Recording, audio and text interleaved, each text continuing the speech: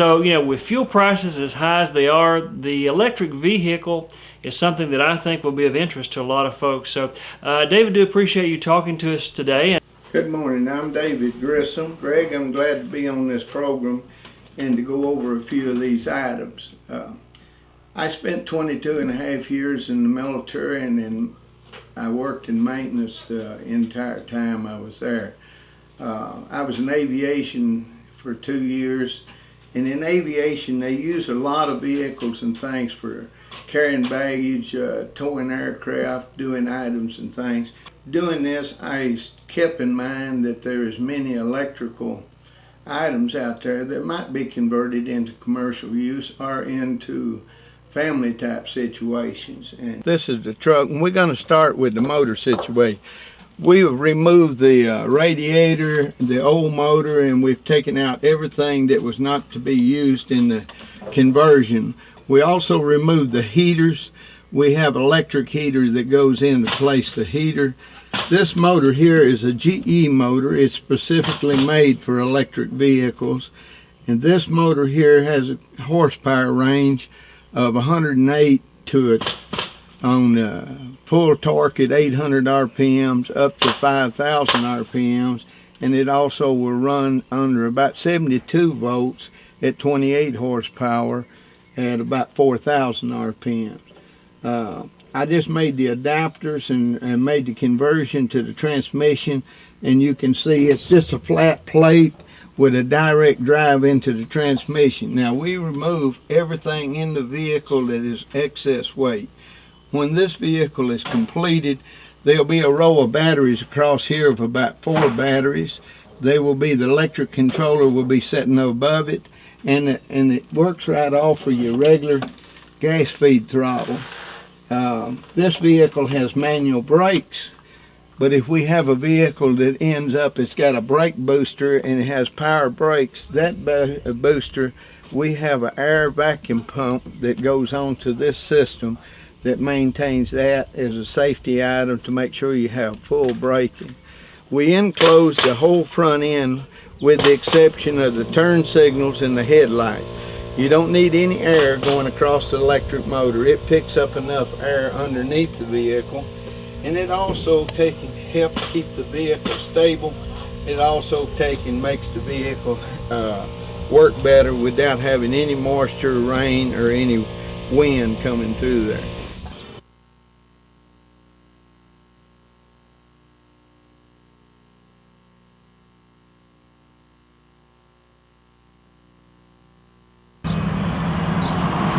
This is Morrison Hardware. I'm David Grissom, and this here is David Elam, who I built this truck for, and we're going to tell you a little bit about it.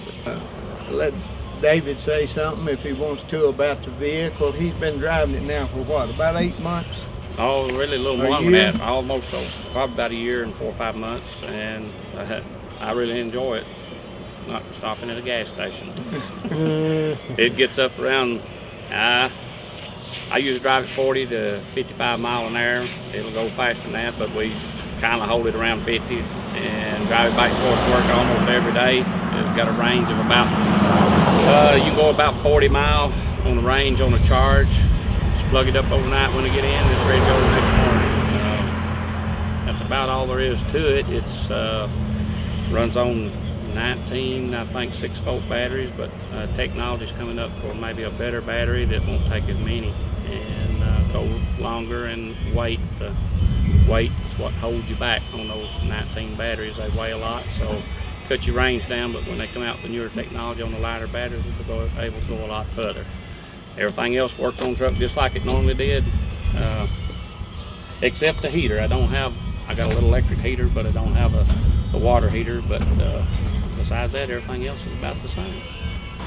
Greg, I want to tell you that when we built this one here, we set it up and put all the batteries down inside the chassis. That's for protection against the elements and things. It also lowers the center of gravity and makes the vehicle where it's much easier to stabilize, much easier to take and handle. And this vehicle has 19 regular 6-volt batteries in it and one 12-volt battery in it. And we're going to close this back up, let the bed down, and then we're going to walk around the vehicle a little bit, and I want to tell you about the power drive system and the other items that we put in the vehicle.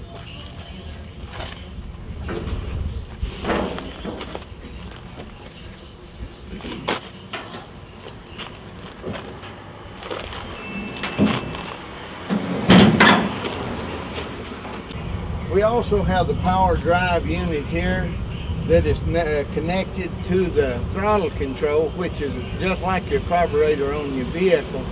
It maintains the speed of the vehicle, it slows it down, and it gives you your acceleration. This vehicle will run in third gear approximately 65 miles an hour.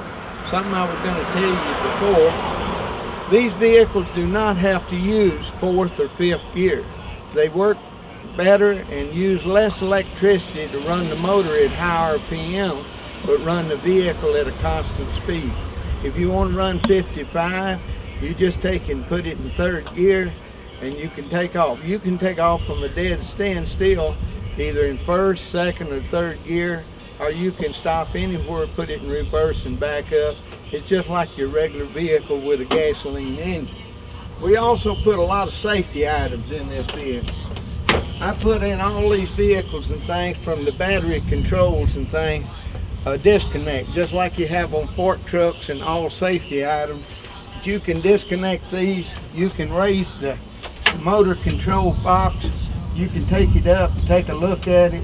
We put the motor into the chassis. It has the motor mounts and everything are connected. We also put 4 of the batteries up front here to give more stability in the front, and also to take and utilize the extra space where the radiator was. We added one small generator on here to take care of the electrical system, which is operated at 12 volts. It takes care of the lights, the radio, or any of the accessories you need, windshield wipers and things. We put all these here cables together and we wrapped and put every one of them inside of another plastic hose. We made sure that everything is double wrapped, safety insulated, and all covers are put on for safety on these vehicles. We also marked their positive with red, and we put in our negatives with an off color, either gray or black. We maintain a charging unit that is hooked up to this system that comes through the vehicle, which is on the inside of the cab, and I'm going to walk around there and show that to you. One charger and things built right into the vehicle. We put this in behind the seat. It's small. It has very little heat from it, and it also gave a nice place to store it. And if you'll step around behind, I want to show you the gauges that we added. We added a power gauge to it to where you can actually see how many volts are in your batteries when you're operating the vehicle. All of the gauges, the radio, the lights, and everything in the vehicle works just like it does on your standard automobile.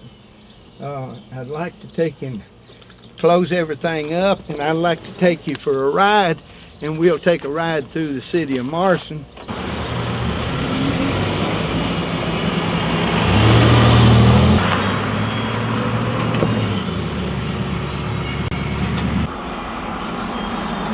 Greg, it's been my pleasure to tell you about the vehicle and things. And the vehicle cost approximately $500.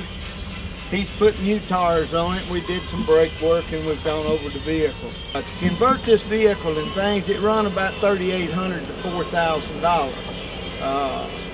The wiring and things I did in my spare time, and I've done the safety items and things on it. David and them done some of the conversion and fixed the bed where he could raise the bed. I'd like to sign off and say it's been my pleasure. I'm David E. Grissom here in Warren County.